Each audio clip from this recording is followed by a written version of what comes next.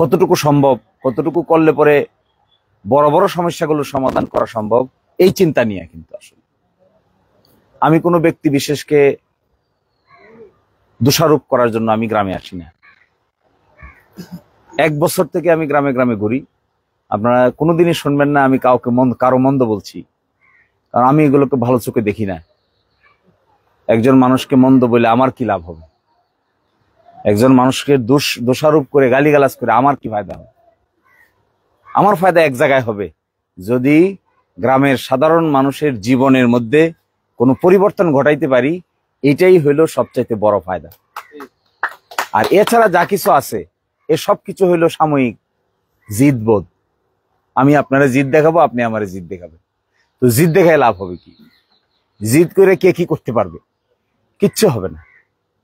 আমাদের এই ভাটি বাংলায় ঘুরলে প্রতিদিনই নতুন নতুন অভিজ্ঞতা হয়, অনেক অসুবিধা। কালকে রাতে যে গ্রামে গেছিলাম, এর নাম কি? খান্ডারগাঁও। কালকে রাত্রে এশার নামাজের আগে ওই গ্রামে গেছিলাম, কান্দারগাঁও গেছিলাম। ওখানে তো গেলে মনে হয় যে এরা যে মানুষ হিসেবে বসবাস করে, এটা এক আশ্চর্য ব্যাপার। একটা লোকও নাই যে কোনো লেখাপড়া করে। এটা আধুনিক জমানায় যে এটা সম্ভব, এটা না দেখলে বোঝা মুশকিল। আমার কাছে তো মনে হয়, আমি কিন্তু কিছুক্ষণ কিসের বক্তৃতা দিব আর কিসের কি করবো, এদের গল্প শুনে, এদের জীবনের কথাবার্তা শুনে মনে হয় জানি ব্যাকল হিসেবে বসে থাকা ছাড়া আর কোনো রাস্তা নেই। আমার মনে মনে ধারণা ছিল, মনে হয় দিরাইয়ের পূব সাইডে এরকম কোনো গ্রাম নাই, এরকম আমার মনে মনে একটা ধারণা ছিল। দিরাইয়ের পশ্চিম সাইডে এরকম গ্রাম পাইছি আমি, একেবারে লেখাপড়া কিছুই জানে না এরকম গ্রামও পাইছি, কিন্তু দিরাইয়ের পূব সাইডে এসে এটা গতকালকে রাতেই প্রথম পাইছি। এত দরিদ্র লোক আর পাই নাই। এমনকি ওই গ্রামের এই সাইডে ওই সাইডে কারেন্টও নাই, এই মাথায়ও কারেন্ট নাই, ওই মাথায়ও কারেন্ট নাই। তো এগুলো তো আর একদিনের সমস্যা হয় নাই, বছরের পর বছর, যুগের পর যুগ এই সমস্যা জমছে। তো এখন আমরা কারে দুষবো, কাকে বলবো, কাকে বললে এগুলো সমাধান হবে? এগুলো একটা বিরাট সমস্যা। এখন কেউকে বলে অযথা কোনো মানুষকে অসম্মান করা, অশ্রদ্ধা করা, ওইটাও তো ভালো কিছু হবে না।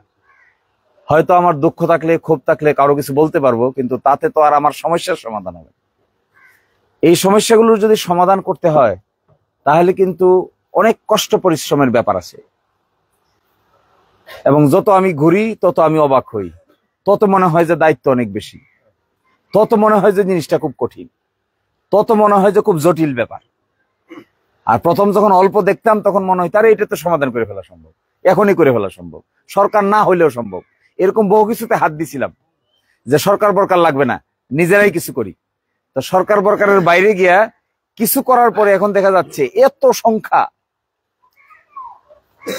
যে ব্যক্তিগত উদ্যোগে 10টা 20টা 30টা 40টা 50টা সমস্যার সমাধান করা যায়।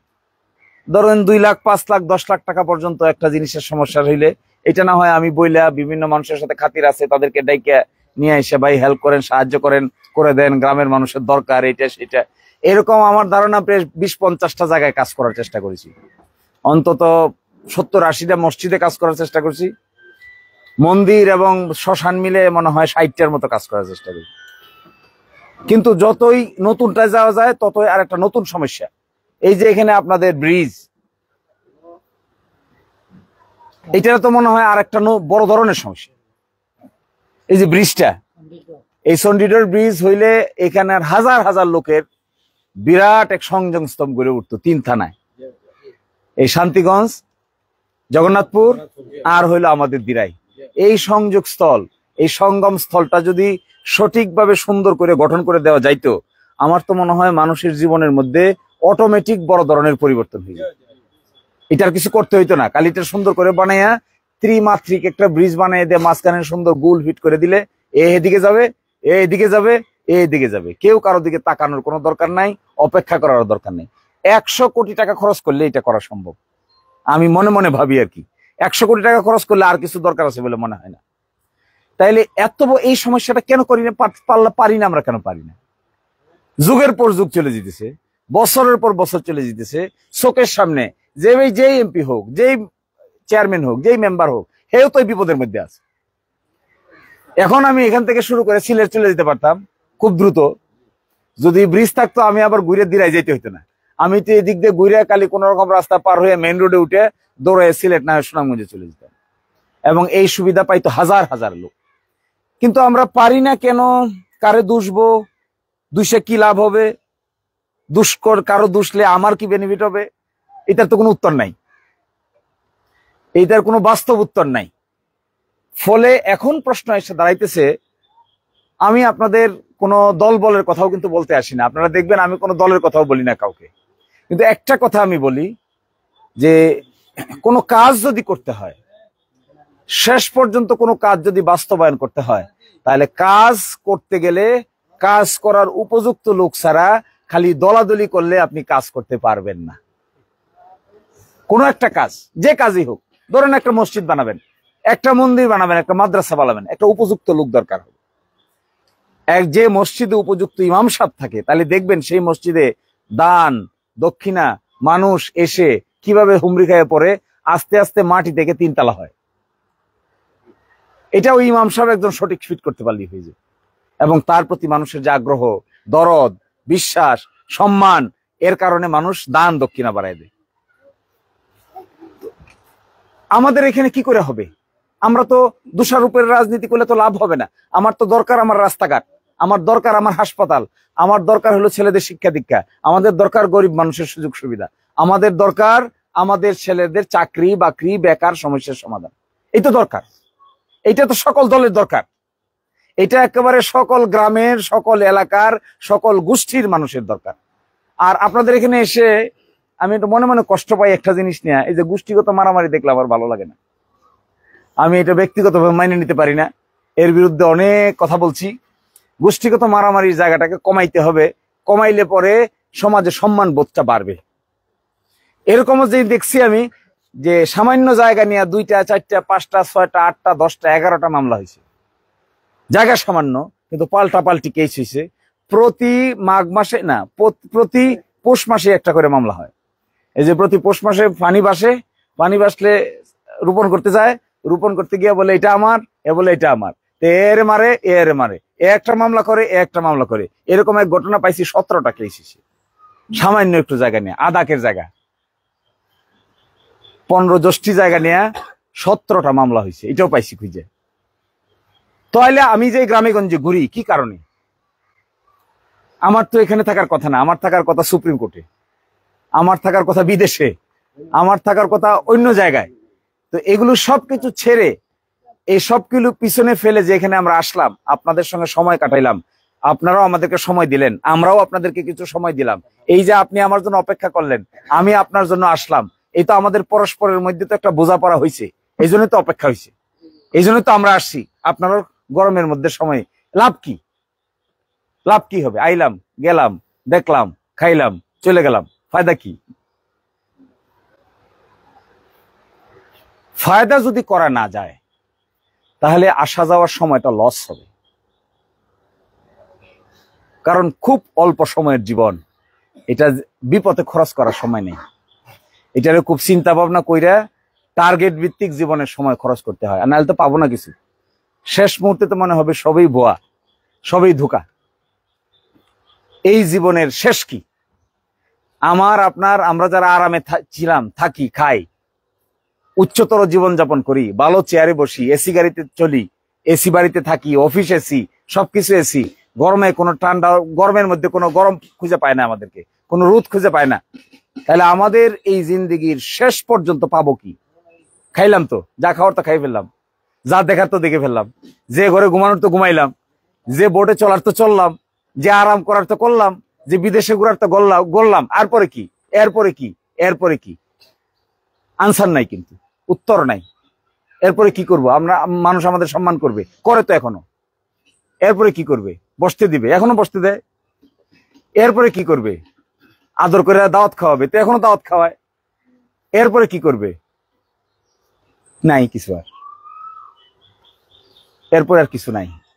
এরপরে একটা জিনিস থাকে, যদি মানুষের জীবনের মানের পরিবর্তন ঘটানো যায়, এইটা হবে মনের ভিতরে সবচাইতে বেশি শান্তিময় জায়গা।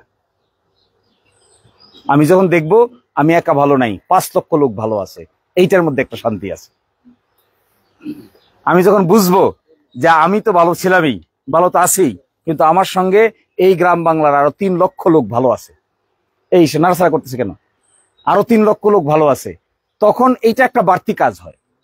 বাড়তি কাজ যদি না করা যায়, না করতে পারি আমরা, তাহলে তো আমাদের জীবনের মূল্যবান সময় কেন গ্রামে খরচ করব? কি উদ্দেশ্য থাকতে পারে? এখান থেকে কি টাকা পাবো? আমি পাবো না। বাড়তি সম্মান পাবো? পাবো না। বাড়তি সম্পদ পাবো? পাবো না। বাড়তি কেউ আমাকে কিছু দিবে? দিবে না। তা পাবো কি? নেশাটা কি? কোন একটা কাজ করতে গেলে তো নেশা লাগে। আপনি দেখবেন কোন একটা কাজ করতে গেলে একটা বাড়তি আগ্রহ যদি না থাকে তাহলে তো নেশা থাকে না। আর নেশা না থাকলে কোনো কাজ ভালো করে করা যায় না। দড়ি মাছ না সুই পানি দেওয়া কোনোদিন ভালো কাজ হয় না। একটু করলাম, আর একটু বিরত থাকলাম, একটু চিন্তা করলাম, একটু ভাবলাম, শেষ পর্যন্ত কিছুই হবে না। কিন্তু যদি একটার পিছে সময় দিতে হয়, কাজটা করতে হয়, শেষ পর্যন্ত এটা মিজান নামাইতে হয়, শুরু থেকে শেষ পর্যন্ত দেখতে হয়, তাহলে তো পরিশ্রম পরিশ্রম এবং পরিশ্রম এবং সময় দিতে হবে। আর এই সময়টা দিয়ে যদি কিছু পাওয়া না যায়, তাহলে এই সময়ের অর্থ কি? তার চাইতে বরং অট্টালিকার টাকা কামাইতে থাকি, টাকা আয় করতে থাকি, ঢাকায় চলে যাই, রোজ এই টাকা দেয় মানুষ, উকালতি পেশায়, সুপ্রিম কোর্টের বড় উকিল, সুপ্রিম কোর্টের বড় উকিল কইলেই মানুষ ফাইল নিয়ে আসে, সাথে টাকাও নিয়ে আসে। তো কামাই করি, এটা অসুবিধা কি? কত কামাই করব? কয় লাখ টাকা দরকার? কয় কোটি টাকা দরকার? কয় কোটি টাকা হলে বলবো যে আর টাকার দরকার নাই? তো এগুলো রেখে আপনাদের চেহারা, আপনাদের সম্মান, আপনাদের ইজ্জত আমাদের কাছে বড় আকারে ধরা দেয়, ওই টাকা পয়সার অট্টালিকার চাইতেও বেশি গুরুত্বপূর্ণ মনে হয়। এইটার যদি এই অংশটুকু যদি করে যাওয়া যায়, তাহলে একটা নেশা কাজ করে। এই নেশাটা হলো দুনিয়ার জিন্দগিটা তো ক্ষণস্থায়ী, তো থাকবে না। যত আরামেই করি এটা বেশি দিন না, যত দুঃখেই থাকে এটাও বেশি দিন না। জীবনে কিছু যারা খাইতে পারে না এদেরও জীবনের রীতি হয়, যারা বেশি খায় এদেরও জীবনের রীতি হয়। তারপরে কি হবে? কাকে মানুষ স্মরণ রাখবে? মানুষ স্মরণ তাকেই রাখবে। আর কোনটা সদকায়ে জারিয়া হিসেবে টিকে থাকবে? মৃত্যুর পরে বেনিফিট পাবো কোথা থেকে? মৃত্যুর পরে বেনিফিট পাবো ওই কবরস্থান থেকে, মৃত্যুর পরে বেনিফিট পাবো ওই মসজিদ থেকে, মৃত্যুর পরে বেনিফিট পাবো ওই রাস্তা থেকে, মৃত্যুর পরে বেনিফিট পাবো হলো এই বাচ্চাদের চাকরি থেকে, মৃত্যুর পরে বেনিফিট পাবো যদি কোনো সৎ মানুষের জন্ম দিয়ে যেতে পারি আমরা এখানে। তাহলে এই সততা, এই নতুন মানুষ তৈরি, সমাজ পরিবর্তন, নতুন মানুষের চেহারা, তাদের সুযোগ সুবিধা, এর কারণে যত লোক সৎ কাজ করবে, নেক কাজ করবে, তার কোনো না কোনো অংশের বেনিফিট মৃত্যুর পরেও আমি পাইতে থাকব। এই যে নেশা, এই নেশা দুনিয়ার নেশার চাইতেও কঠিন নেশা, শক্তিশালী নেশা। এই নেশার আমাদেরকে যাদের পায়, তারা আমাদের যেহেতু বাড়তি কোনো টেনশন নাই, আমরা যেহেতু সরকারের টাকা মেরে পকেট ভর্তি করার কোনো প্রয়োজন নাই, আমরা যেহেতু সরকারের টাকার লোভ লালসা করার কিছু নাই, আমাদের যেহেতু বাদ বিমা, টাকা পয়সা, ব্যাংক এগুলোর কোনো প্রয়োজন নাই, বাড়তি ইজ্জত সম্মানের কোনো প্রয়োজন নাই, তাহলে নেশার একটা জায়গাটা কি? নেশার একমাত্র জায়গা হলো মানুষের কল্যাণ। আমি বলেছিলাম ওই দিন, আমি আসলাম, ঘুরলাম, গ্রামে গ্রামে গেলাম, ইউনিয়নের সময় কাটাইলাম, রোদে পড়লাম, বৃষ্টিতে ভিজলাম, কিন্তু কোনো মানুষের উপকার হলো না। তাহলে ভিজলাম কেন? পড়লাম কেন? হাঁটলাম কেন? ছাড়লাম কেন? আমিও আসলাম, পরিবর্তন হলো না, মানুষ শান্তিও পেল না, নির্যাতন থেকে মুক্তি পেল না, রাস্তাঘাট পেল না, সম্মান পেল না, ইজ্জত পেল না, নিজের আত্মসম্মান নিয়ে বাঁচতে পারলো না। তাহলে আমার মতো লোক গ্রামে গ্রামে ঘুরে শেষ পর্যন্ত আমি কি দিলাম? অপমান, অশ্রদ্ধা। তা দেওয়ার জন্য তো আমি আসি নাই, এটা করার জন্য তো আমার দরকার নাই। অপমানিত যে হবে, যার কপালে আছে, আমি কি করবো তাই? ফলে আমি আপনাদেরকে একটা কথা বলতে চাই, একটা কথাই। আমি ঘুরে ফিরে একটা জিনিস আমার কাছে মনে হয়েছে, রাজনীতির কথা বললে সাধারণত গ্রামের মানুষ পছন্দ করে না। কেন করে না জানেন? কারণ রাজনীতিটাকে আমরা এত বাজে ভাবে ব্যবহার করছি, করতে করতে করতে করতে এমন মনে হয় যেই রাজনীতির কথা বলে মানুষ মনে করে এটা একটা নতুন বাটপার। শুনেছেন এগুলা? আমি কান পেতে একলা একলা লুকায় লুকায় শুনি মানুষ কি কয়। বলে যে পুরান পাগলের ভাত নাই আর নতুন পাগলের আমদানি হয়েছে। এটা কেন বলে? কষ্ট থেকে বলে, দুঃখ থেকে বলে। তো মাঝে মাঝে আমি চিন্তা করি, মানুষ যদি আমার এরকম মনে করে, তাহলে তো আমার ইজ্জত শরম সব গেল, তাহলে তো আমার আর কিছু থাকবে না। তাহলে এত কিছু ছেড়ে আসার পরে একটা মানুষ যদি আমার প্রতারক মনে করে ফ্রড, ভণ্ড, অথবা মনে করে আমি একটা দালাল টাইপের লোক, অথবা মনে করে আমি এখানে মানুষকে ধোকা দিয়ে টাকা আয় করতে আসছি, কিংবা বিল বাদলের মালিক হইতে আসছি, কিংবা জমি জমার মালিক হইতে আসছি, তাহলে তো জীবনে যা কিছু আয় করলাম, যা ইজ্জত শরম কামাইলাম, এই সকবে লাঙ্গল হইলো, আর এক কবে তো সব লাকড়ি হয়ে যাবে। এই চিন্তা আমাকে গভীরভাবে চিন্তিত করে। কারণ আমাকে আরো 10 জনকে যেভাবে বিবেচনা করে, তাই যদি আমাকেও করে, আমি কি করব? চোখের সামনে না বলে আড়ালে যদি গিয়ে বলে যে এটা একটা নতুন পাগলের জন্ম হয়েছে, তখন তো লজ্জা হবে, অসম্মান হবে, অশ্রদ্ধা হবে। এটা আমি ভয় পাই, সাংঘাতিক ভাবে ভয় পাই। আর একটা জিনিসকে সাংঘাতিক ভাবে ভয় পাই, কেউ যদি কোনোদিন বলে যে আপনি সরকারি টাকা মাইরে খাইছেন, কেউ যদি কোনোদিন হাত তুলে বলে যে অমুক জায়গার, অমুক জেলার, অমুক সড়কের, অমুক জায়গার এত টাকা বরাদ্দ হয়েছিল, এমপি সাহেব আপনি এখানে 20 লক্ষ টাকা ঘোষ নিছেন, তো এর চেয়ে বড় অসম্মান, অশ্রদ্ধা, অপমান আর দুনিয়াতে কিছুই থাকবে না। এই দুই ভয় কাজ করে। এক ভয় আসলাম, কিছু করতে পারলাম না, তাহলে মানুষ কি মনে করবে? আর আরেক ভয় কাজ করে, মানুষ মনে করে কিনা যে আমি ওখান থেকে টাকা বানানোর মেশিন ফিট করছি, এই মেশিনে রাজনীতি হলো বাংলাদেশের টাকা বানানোর একটা মেশিন। এটা বিনা পুঞ্জে লাভ, বিনা পুঞ্জে লাভ। এখানে ব্যবসায় কোনো পুঞ্জি নাই, পুঞ্জি হলো গলা, আর পুঞ্জি হলো গলাবাজি।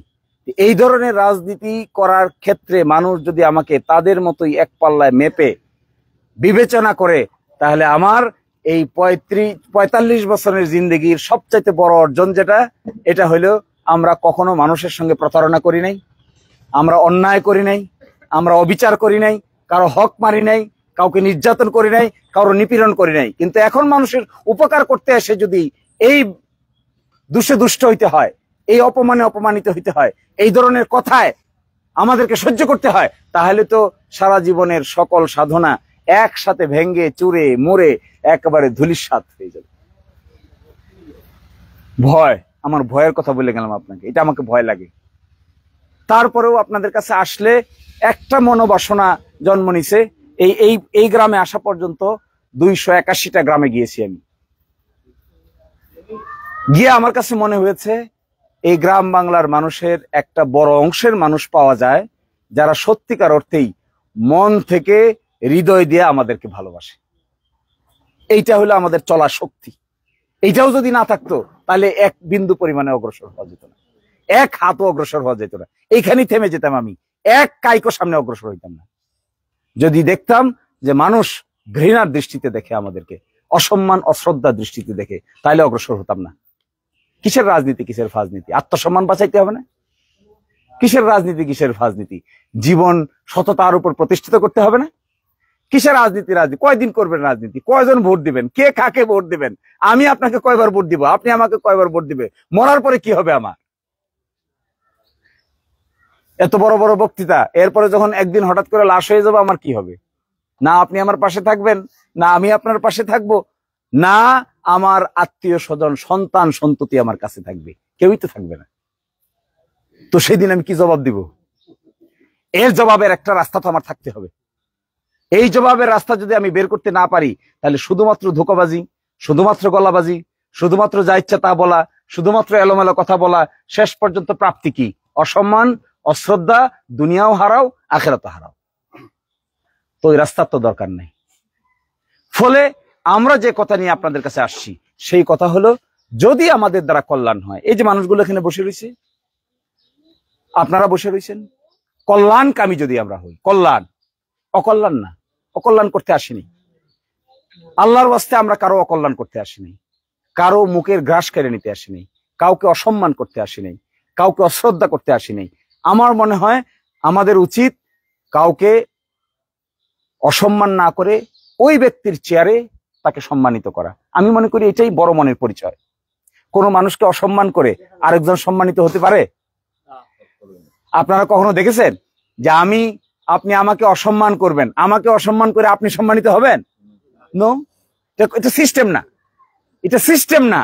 সম্মান যদি আপনি পেতে চান, ইজ্জত যদি পেতে চান, তার একটাই রাস্তা, আরেকজন ইজ্জতবান লোককে ইজ্জত দিলেই আপনি আপনার ইজ্জত বুঝে পাবেন। আর যদি মনে করেন কাউকে অপমান করবেন আর নিজে বড় হয়ে যাবেন, এইটা ধোঁকা, এটা সাময়িক উত্তেজনা মাত্র, উত্তেজনা বেশিক্ষণ থাকবেন। ফলে আমি আপনাদেরকে, ভালো মন্দ মানুষের জীবনে পালাক্রমে আসে। দেখেন কোরআন শরীফে একটা আয়াত আছে, ইন্নামাল উসরি ইসরা ফা ইন্নামাল উসরি ইসরা। এটা কি? এটা একটা মিসাল আছে। মিসাল হলো, দেখবেন দুইটা জিনিস এভাবে লাগে থাকে। কেউ জমজ শিশু মায়ের পেটে কিভাবে জন্ম নেয়? বাবা এবং মা যখন মিলন হয়, তখন তাদের মধ্যে যে আদান প্রদান হয়, তাতে দুইটা শুক্রাণুর জন্ম হয়। একটার সাথে আরেকটার নাভি এমন ভাবে লাগে থাকে যে একটাকে আলাদা করলে আরেকটা অকেজো হয়ে যায়। এটার নাম হলো যমজ শিশু, মায়ের পেটের ভিতরে। এই দুইটা যমজ শিশু এমন ভাবে লেগে থাকে, জন্মের পরে দেখবেন দুইটার চেহারা এক, আচরণও দেখবেন কাছাকাছি। এর সর্দি হলে দেখবেন কখনো এরও সর্দি হয়।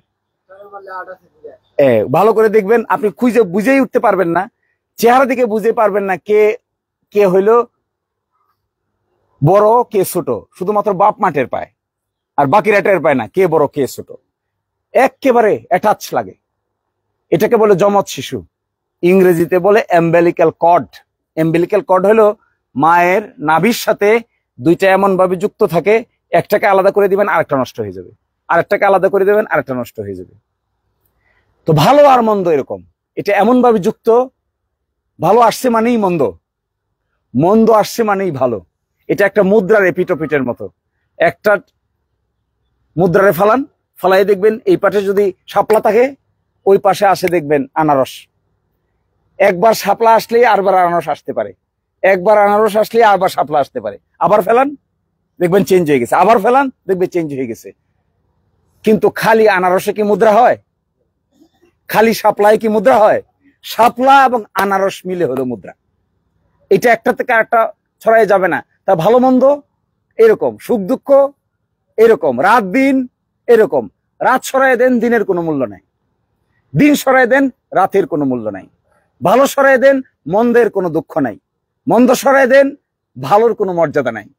খারাপ সরাই দেন, ভালোর কোনো মূল্যায়ন নাই। ভালো সরাই দেন, খারাপের কোনো আলাদা দুঃখবোধ নাই। তার মানে এটা একটা আরেকটার সাথে ওতপ্রোতভাবে জড়িত। আজকে যারা ক্ষমতা এনজয় করেন, আজকে যারা মনে করেন ক্ষমতাবান, তারা কি কিছুদিন আগে ক্ষমতাবান ছিলেন? রাস্তায় হাঁটেন নাই? আজকে যদি সামান্য ক্ষমতার সন্ধান পেয়ে আপনি একই রাস্তা ধারণ করেন, আপনার আমার কপালেও একই ধরনের লাঞ্ছনা অপেক্ষা করবে। এবং আমি মনে করি যে যত ক্ষমতার কাছাকাছি আছে তার তত বেশি বিনয়ী হওয়া উচিত। যে যত বেশি ক্ষমতা প্রয়োগ করতে পারেন তার বিনয় মস্তক তত বেশি নিচে নামা উচিত। ফলবান বৃক্ষ নুইয়া থাকে, আর ফলবান বৃক্ষ না হইলে খালি আসমানের দিকে উঠে। ফলে এখন যারা আমরা ক্ষমতাকে মনে করি কাছাকাছি, আমাদের কথা প্রশাসন শুনে, এটা যারা মনে করি, আমরা যারা মনে করি মানুষ আমাদেরকে ইজ্জত করে, সম্মান করে, আমাদেরকে কয়দিন আগে মানুষ রাস্তা দিয়ে হাঁটে গেলে পুলিশ ডেকে ধরাই দিত, মনে নাই সেদিনের কথা?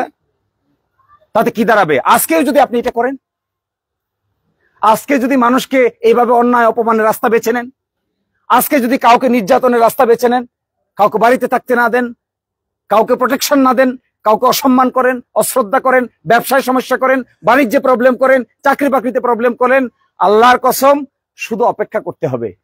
এমন একদিন আসবে একই সিচুয়েশনে আমাকে আপনাকেও পড়তে হবে। এইটাই ইন্নামাল উসরি ইসরা ওয়া ইন্নামাল উসরি ইসরা। এইটাই যমজ সন্তান, এইটাই মুদ্রার এপিটোপিট। বুদ্ধিমান এগুলো দেখতে পারে, বুঝতে পারে, ব্যাককলরা এগুলো বুঝতে পারে না। ব্যাককল মনে করে আসমানের চাঁদ মধ্যে আমি হাতে পেয়ে গেলাম। কতক্ষণ থাকবে এই চাঁদ? কতক্ষণ থাকে সেই চাঁদ? আস্তে আস্তে অমাবস্যা হয়, আবার ঘুরে পূর্ণিমা আসে। এই অমাবস্যা এবং পূর্ণিমার লীলা খেলা বুঝতে না পারলে, জোয়ার ভাটার লীলা খেলা বুঝতে না পারলে ক্ষমতার উত্থান পতনের লীলা খেলা বোঝা যাবে না। জোয়ার ভাটা তো হবেই, এটাই খোদার নিয়ম, এটাই খোদার সিস্টেম।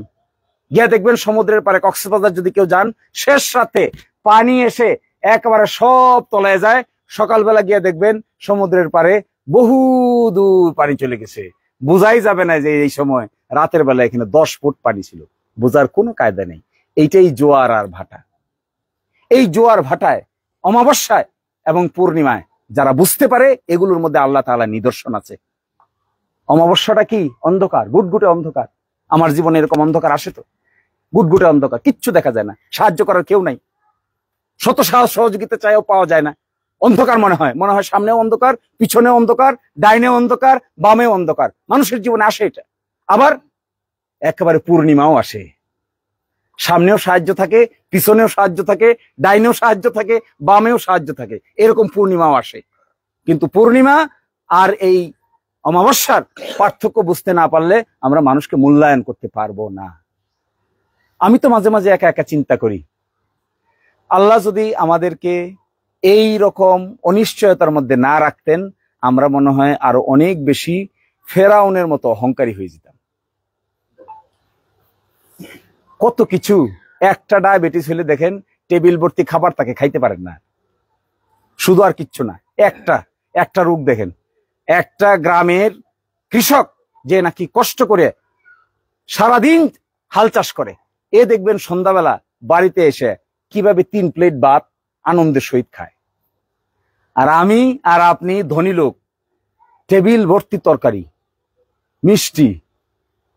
ডাক্তার কইছে ডায়াবেটিস হয়েছে, 1 কাপের বেশি ভাতও খাওয়া যায় না, একটা মিষ্টি খাইলে 3 বার চিন্তা করেন না।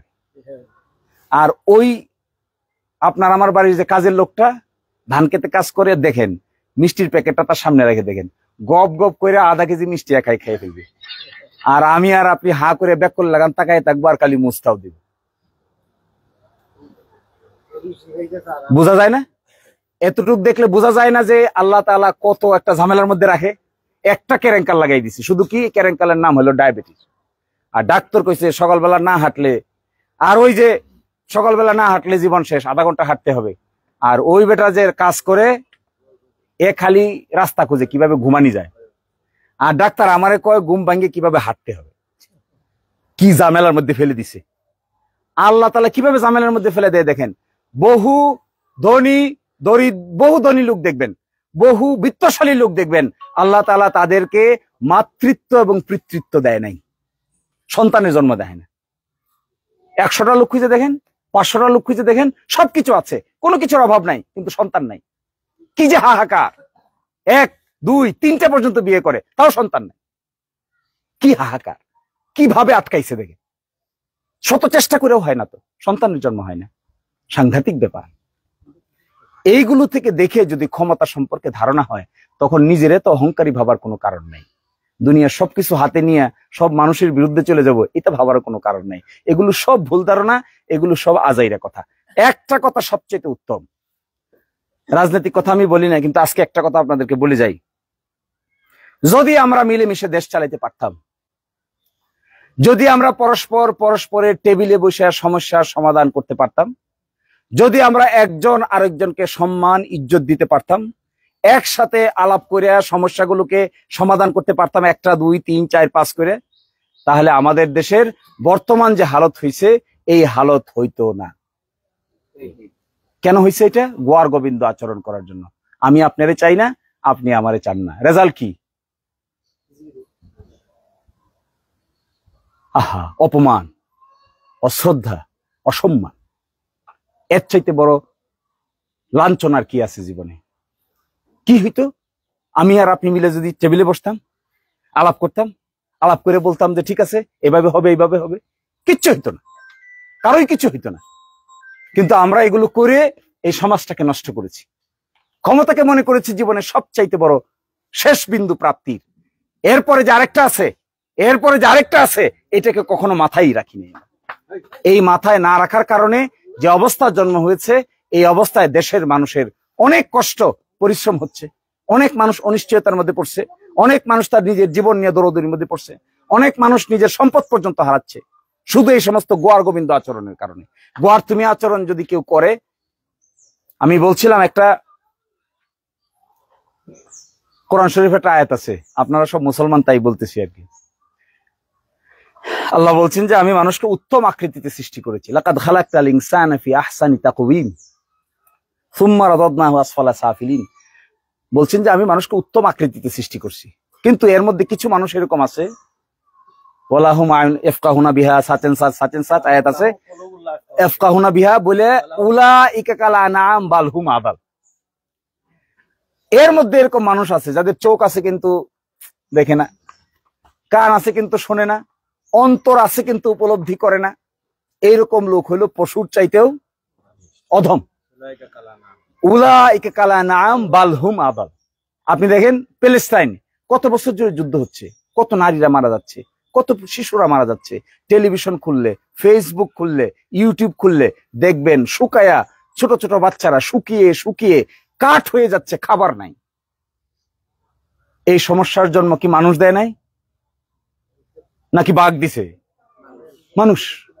শুধুমাত্র একটা ছোট্ট ভূখণ্ড নেয়া মারামারি করিয়া লক্ষ লক্ষ মানুষের জীবন বিপন্ন, মহিলা, পুরুষ, শিশু। এবং এরকম শিশু দেখবেন এলএমজি দিয়ে গুলি করছে, বুকটা ঝাঁঝরা হইয়া পিছন দিক থেকে বেরিয়ে গেছে, আল্লাহ আল্লাহ আল্লাহ আল্লাহ বলে চিৎকার করতেছে। মানুষ করেছে এগুলা, মানুষ। এইটাকেই বলছেন আল্লাহ উলাইকা কাল আনআম বাল হুম আদাল। পশু কি এরকম করে? একটা পশু কয়জন মানুষকে মারতে পারে? একজন, দুইজন। একটা বাঘ কয়জন মানুষকে মারতে পারবে? দুইজন, চারজন। কিন্তু দেখেন একটা মানুষ, দুইটা মানুষ ঠিকঠাক করে দেশ চালাইতে না পারার কারণে লক্ষ লক্ষ লোক বছরের পর বছর মৃত্যুর শিকার হচ্ছে। এ পশুর চাইতে অধম না? পশুর চাইতে অধম। তো এগুলো থেকে মুক্তির জন্য আমাদের সমাজে কাজ করতে হবে। আমি আপনাদেরকে ভোটের কথা বলতে আসি নাই, আমি আসছি পরস্পর সম্মান, শ্রদ্ধা, ইজ্জত, ভালোবাসার কথা বলতে। আর বাকিটা আল্লাহ যার কপালে রাখছে তাই হবে। আর ক্ষমতা উত্থান পতনের মালিক কে?